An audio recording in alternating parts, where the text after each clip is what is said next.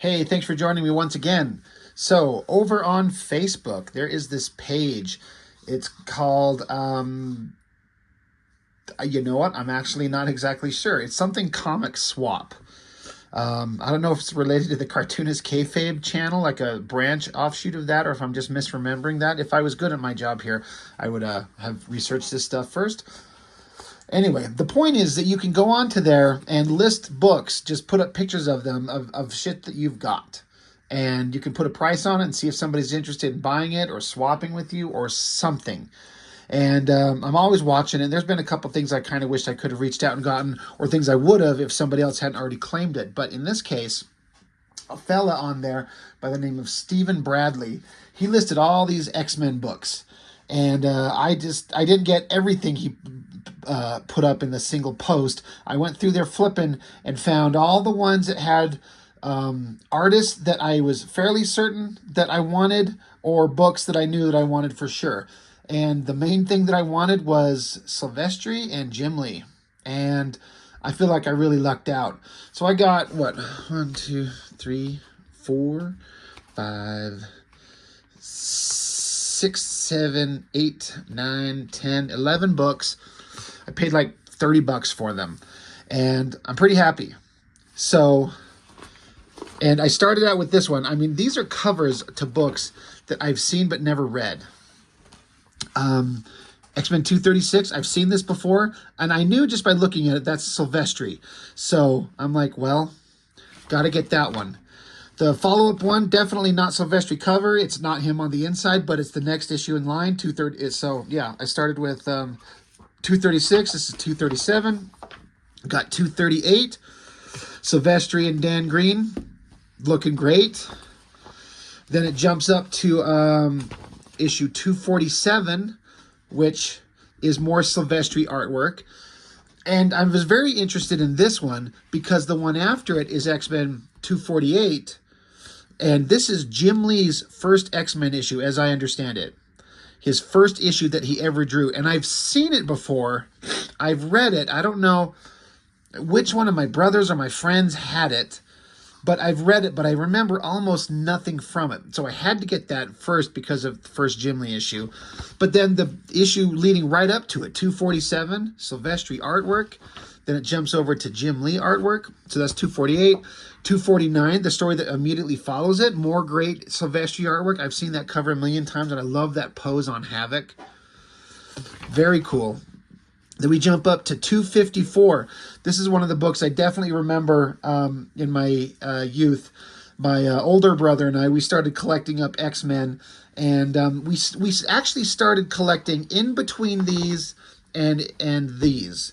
Somewhere in the middle, that's where we kind of started collecting. And I've kind of pieced in bits and pieces there. So this fills in a bunch of gaps that I've wanted.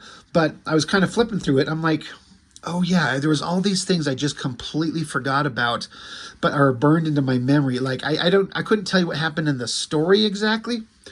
If you were to ask me like, hey, remember this book 254? Remember this cover? What happens in it? I could never have told you. But there are certain scenes or just panels that just stick out in my mind that were in that book. So 254, 255, another Silvestri cover. Fantastic. I've seen that one before. And one that I forgot that I picked up. It wasn't until I was flipping through the pile of these books and I saw 258. This one right here is one of my favorite issues ever. Because issues 257 and 256 are those 3 issues combined with this one where Wolverine's captured by the Hand. Psylocke is being remade from the purple-haired British girl into the Asian assassin. And some people, myself included, would probably list those 3 books, including this one, as, in a way, the best artwork Jim Lee ever did. I know that's controversial to say, but we'll get into them eventually as to the how and why. But I kind of forgot that this was in the pile. This cover of Wolverine is one of my favorite drawings of him ever. So 258. Then we jump up to 262.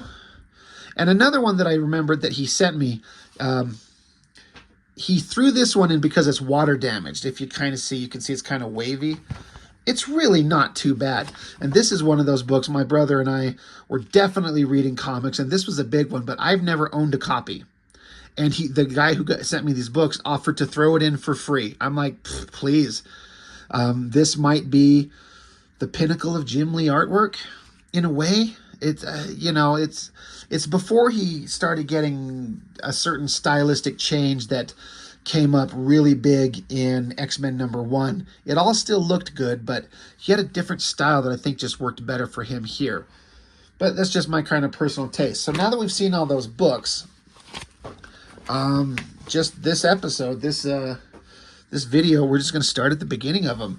This is an interesting one because I've heard so much about these storylines that were going on. It's like the X-Men are, as I understand it, considered dead. The world at large thinks they're dead. The mansion got exploded. I think it was Mr. Sinister that did that. They're in Australia. They've got that Aborigine guy, Gateway, that could teleport them around. Rogue has got her weird little poofy hairdo thing. We'll see what we're talking about inside the book. I always did kind of dig this black and green outfit. I actually thought it looked pretty good. I don't know how long it lasted, but once Jim Lee put her in that outfit that was X-Men #1 with that jacket, that's the outfit everyone likes her in. And I also like that Silvestri gets the size differences in Rogue and Wolverine appropriate. Wolverine's only supposed to be like 5 foot tall, just a short little guy. So he's shorter than her, but it works.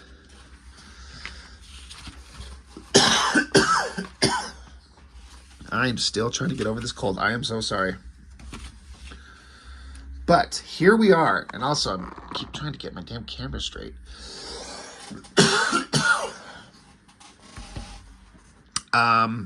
Claremont writer, Silvestri penciler, Dan Green inker. Like, that is everything that I hoped that I would see. I just wanted to see Silvestri and Dan Green on the art. So, starts out, we're in the Citadel, Genoshan, state security. I am so sorry. One of these days I'll be over this goddamn cold. But Genosha, that's something that's kind of on people's minds with the X-Men '97. But you got Rogue and Wolverine. And one thing I didn't notice until I flipped into the next page and they mentioned it, is that they're naked. They are unclothed, fighting these human soldiers. It says, Rogue and Wolverine have just arrived, and it's plain to see they are not terribly pleased to be here. Man, this old school Silvestri work is just fantastic. So, I mean, Rogue with her powers and Wolverine, you got two of the most dangerous X-Men on the planet, and they're just beating the shit out of them. Like, all these human soldiers are saying, we outnumber them 10-1. But it's still not enough. They even shut this door behind them, try to lock him in. Of course, Wolverine's going to pop his claws out through it and just chop through it like it's nothing. And it was here, in this panel, where Rogue says, cute stunt leaving our clothes behind in the process. So I'm like, oh, wait, they're naked? They are. And then I noticed here how, like, these little bits and pieces of debris are covering their butts. It's funny that, I mean, it's Marvel Comics. It's got the Comics Code Authority on it. They're printed in October of '88. So even just having the tiniest little ass shot is just not acceptable. It's just kind of silly, but I get it. It's the era. It's the time. These are for kids. I don't think a butt shot's going to hurt anybody, but what do I know? But yeah, you got Rogue and Wolverine naked fighting a bunch of human soldiers. I mean, yahoo. So they start ripping through shit, and a bunch of soldiers grab onto Rogue, and she just is like, yeah, touch my skin. That's fine. Surprised Claremont doesn't have them like trying to kiss her, because that's all he ever does, especially with Rogue. Claremont always has characters kissing each other when it really, really doesn't need to be happening. And especially with Rogue, all you have to do is just touch her skin. It's not like the lips on her mouth are the ones that transfer the powers. It's not how that works. So all those humans drop, and then there's this character, it looks like a preacher, a priest or something like that, zaps them both. So Rogue's like, yeah, you think you might have done good, but it's going to take more than a fancy light show. And then she just falls to the ground because this guy, he says, his name is Wipeout, which is a name I remember, but I don't remember him being a guy that looks like a old man with glasses. Look, he looks like a religious kind of figure. I don't remember who or what he is. But knocks her ass to the ground. He's like, I wiped out your powers. Like, your powers are no longer accessible. So to Rogue, no more strength, no more invulnerability, no more flight. But to Wolverine, no more enhanced senses, and more importantly, no more healing factor. Which, when your skeleton is laced with adamantium, I mean, do you start feeling that immediately? I don't know that they ever think to address that. It goes off into some other story here about some other side character that's the son of the gene engineer, you know, this engineer with genetics, so it's a gene engineer. It's kind of silly. His is the son of this guy. I don't really care about this story point. I mean, this is that era when Silvestri, Claremont was just taken off into like all these weird kind of places with his stories with the X-Men. Just the most random weird shit. And it's kind of silly, but I also kind of appreciate it because the X-Men were just off doing their weirdness, their weird things.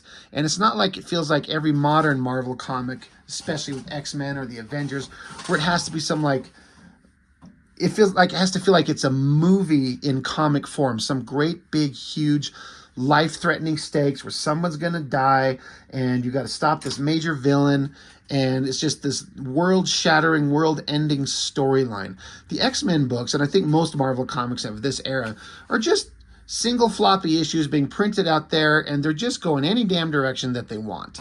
And Claremont really leaned into some just going wherever the hell his mind wanted to go. So that story I'm not particularly interested in. We're back at Genosha, and these soldiers are talking about how they captured these mutants. You know what's funny is this building shape here. I do remember that from the Extinction Agenda that comes up not too long down the road. And I just remember seeing that shape of that building. So it wasn't just a random thing that was drawn. That's actually a specific landmark, I guess. That's interesting. Random little tangent. But anyway, the Genoshan soldiers are talking about how they captured, they don't know it's Rogue and Wolverine, I guess, but they've got them locked away. And this is another one of those interesting things that I kind of missed when it originally happened, but I remember the characters talking about it, is that like the leader guy is saying, who are they? And this soldier is like, we don't know. We haven't been able to identify them. They're not in any computer system anywhere.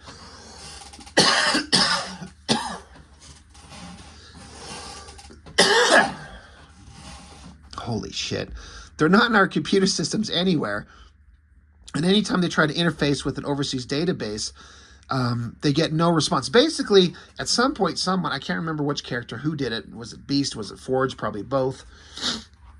That they put a system into all computer systems that infect everything in the world that make the X-Men basically invisible. So you can't track them down, you can't locate them, you can't identify them. Like if you try to go on a computer and look them up, you will find nothing. Just a way for the X-Men to help remain hidden. So it's like they don't know who they are.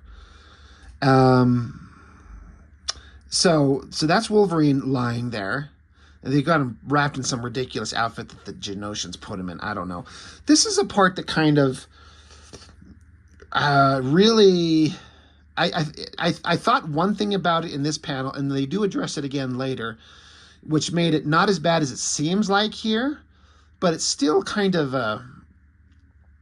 I don't know. It's a story point. Like you can't just do this and walk away from it and pretend like it never happens. What I'm talking about is this is Rogue, and so the leader guy's like, "What's that girl? What's wrong with her?" And so the soldier, who I'm thinking is a woman, looks like, she's saying, she's been like that ever since her capture. I'm afraid some of my officers took a few liberties when she was being processed. What they thought was fun, she evidently felt was something else. And then she continues, those responsible have been disciplined. It won't happen again. So I'm like, so did they rape her? Is that what that's the implication. I was like, holy shit, did they do that to Rogue? Like, you can't do that to a character and then have it never come up again.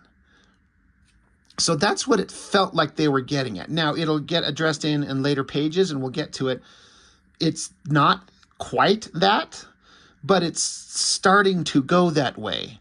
And I'm like, that is so profoundly horrible. I'm not saying you can't do something to a character that's really bad, but you have to like have it affect them.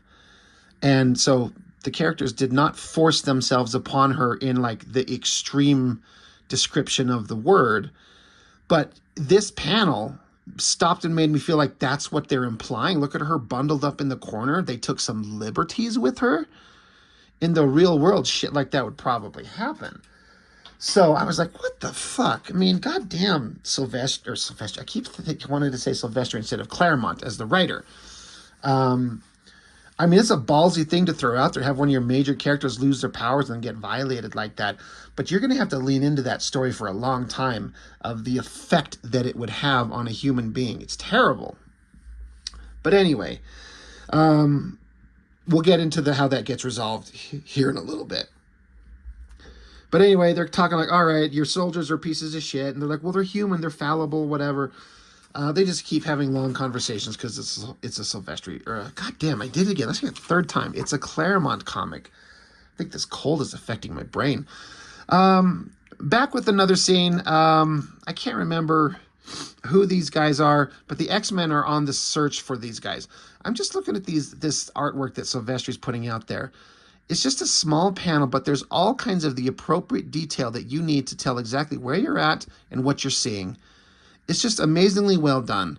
And then a Gateway's portal opens up. You got Storm, Psylocke, and Colossus popping out, grabbing a guy, and they're trying to get information from him. And he's like, you can't get information from me. And they're like, oh, really? Psylocke.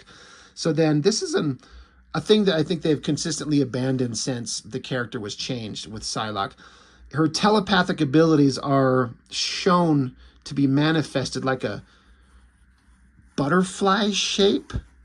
I don't know that I understand the what or the why. It kind of sucks. It looks really stupid, but they try different things. They've been extremely successful with some stuff and failed with a lot of other stuff. But anyway, Psylocke goes digging into this guy's mind, gets past all his own little defenses. Then again, it's just shown like the representation of her intruding into his mind is this flowery butterfly shape thing. And then this is a really good drawing that Silvestri did, showing like in the soldiers' memories of the Genosian soldiers taking mutant prisoners, people getting beaten down, people getting tagged and numbered and tortured, and skulls and death and shooting, just like Holocaust type stuff. That is a fantastic drawing. What a great page that would be to own. I would love to have that one. And then back in outside of the mind world, Psylocke is actually invading the mind of all these characters, and she's so disgusted by what she's seeing. She's approaching, apparently, maybe killing them. So Colossus grabs Psylocke, and he's like, hold, stop. Are you going to kill these guys? She's like, no, that'd be too easy. So she's pissed off. Anyway, they got the information that they needed, and Gateway opens up the portal, and so Colossus, that's kind of a good drawing of him kind of hunched over, going through the portal as Storm goes into it. And so it's like the X-Men are leaving these guys a little bit of a threat, like, we're going to come back and kick your guys' ass. Meanwhile, back at some prison, I don't know who these characters are. I don't think I care. But we're back with roughly 1,500 miles west by north atop the promontory overlooking the desolate, long-abandoned outback town. Gateway spins his bull roarer, opening a portal between here and there, and brings the X-Men home. You know, it's another one of those like things I've talked about where, man, there's a lot of words that don't need to be there. Sometimes with Claremont, he's got this nice balance of it doesn't piss me off, but you don't need all these words. That being said, this drawing, I was looking at this, really fine details, these little bits of line work in here on Colossus and Storm and Psylocke, and then the energy bursting out. Great penciling work and great ink works from Dan Green. So they show up, gather up Longshot and Dazzler and Havoc, and then all the rest of the X-Men go jumping back into the portal. Another great drawing. So I kind of like the idea that the X-Men have this, they're hidden away. Everyone thinks that they're dead. No one can track them down. They're living out in the outback somewhere, just gone from everywhere. And they got this magical guy, this teleporter that can just send them anywhere. So they're just jumping around the world like this strike team, fighting for mutant rights and saving people and doing things to help them out. It's kind of an interesting idea. I don't know if that's exactly what they were doing, but that's what it kind of made me think of right here when I was reading this. And then there's a scene, I guess it says beneath its eternal sands. I guess this is a base that the X-Men have under the ground, I'm guessing. And then on one of the computer screens, I am Nazareth. Sim told me to get in touch with you. So basically, this is one of the demons from the Inferno storyline, which is another one of those storylines that I never got to read when it was going on. And when I did finally get to read a collection of it, I was profoundly disappointed. What I thought it was not nearly as interesting as how it read. And I think what I thought I was going to get is, I've mentioned this before, if you've been following my channel for any length of time, there's that issue of what if X-Men lost Inferno. And I think it kind of plays out the way the ending of the Inferno storyline did, but it takes a different twist right at the end, where this demon monster gets a hold of this sword and absorbs all this demon energy, and he kills all the X-Men. Boom, they're all dead except Wolverine and Jean Grey, and then Madeline Pryor kills Jean Grey, and then the demons take Wolverine over, possess his mind, strip him of his soul, of his conscience, and leave him just a horrible monster that is like serving these demons, collecting up humans to round them up to execute them. And he Wolverine literally eats a baby. And it was just the most hellish version of the Marvel universe in a what if in that I've ever seen. And because of that, I absolutely loved it.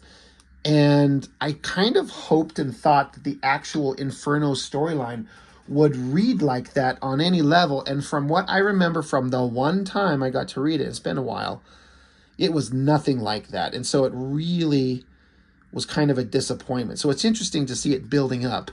The idea of like demon portals opening up into the Marvel universe and altering everything. It just becomes a hellscape. Anyway, we're trailing off from the actual comic, but I thought that was an interesting thing that they're leading up to here. We're back with that son of the gene engineer that we saw earlier. A bunch of Genosians show up, arresting somebody. He's trying to step in like, I know these people. The soldiers are going to beat the shit out of the kid until they recognize him and see that he's the son of the guy that they work for. So they're trying to like, oh, sorry, kid, don't tell your dad. Who cares? Back with Rogue. Here we go. This gets into that part of that story like I was talking about, where I'm like, so were they implying that they raped her? So the Citadel Magistrate Headquarters says all they did was touch her. Rude hands, ruder glances, taunting promises of worse to come. She couldn't stop them. For so long, she dreamed of being able to touch another person without her power absorbing his or her psyche. To hold, to caress, to kiss, just like any other normal teenage girl. In those dreams, it was the most beautiful of moments. She never imagined being handled against her will. Small wonder, then, her response is to withdraw as deeply into her mind as it is possible to go to the lowest depths of her primal subconscious. So, no, they did not, sexually assault her. All they did was strip her naked, touch her, look at her, and say they were going to. I mean, they said taunting promises of worse to come. Like, what else could that mean? So, I'm glad that he didn't do that, although that would be a profoundly ballsy storyline to dare to do to one of your characters, because that would fuck her up for years. But, and what a horrible storyline. Like, here's someone who can't be touched. No skin-to-skin contact. That's all she wants. And then now she's a superhero. She loses her power. She gets captured by a bunch of horrible soldiers that think that she's just a monster. And then that's what they do to her, and that's her first experience. That is a messed up storyline. But there's some validity to the realism of it, which, I mean, we don't always come to comics for realism, but sometimes I'm not here for just all kid-friendly shit. I want to see some characters that I like and see them struggle through some real stuff. And that is it's a horrible thing to put a character through, but if you're going to lean into it, you got to really go for it and deal with the consequences. Now, that's not what he did, but it's close. So I was like, okay, all right. It was still a terrible violation, but I was like, Jesus Christ, Claremont, where are you going with this? And then, of course, as he does with everything, everyone goes into their minds, their subconscious, the astral plane or some version of that. And that's where Rogue's at. She's going into her subconscious of her mind. She's seeing all kinds of weird versions of characters. You got Loki and Asgardians, I think, and it just becomes nonsense because who fucking cares? I guess this is supposed to be a moment of character development, and sure, she has a version of, in her mind, in her subconscious, of Carol Danvers, who's, I guess, like a ghostly hangover from when Rogue sucked away all her powers, and that's where Rogue got her powers of flight and invincibility. And so Ms. Marvel's here, and she's like, I can't forgive you for what you did to me, but she's like, I'm a psychic leftover, and I can't forgive you for what you did, but we're both stuck in your head for now, and what hurts you hurts me. So this psychic version of Ms. Marvel is helping Rogue get up, stand up, take charge, don't fall apart, fight for your life, fight for your existence. And then I guess just at that moment, Rogue wakes up and some soldiers come in there to teach her a lesson because she's the one who they touched her bare skin and they dropped unconscious. So now they're going to show up and beat the shit out of her. Well, Rogue's awake and Rogue can fight. So elbow, knee, kick to the head, 3 moves, 2 knockouts in as many seconds. She hasn't lost her touch, she says. This weird, ridiculous hairdo. I wonder whose idea, this bright idea. It's like a Wolverine hairdo, except longer because it's Rogue, it's feminine. It's really fucking stupid. I feel like, is it Jim Lee that gave her the current kind of long curly hair?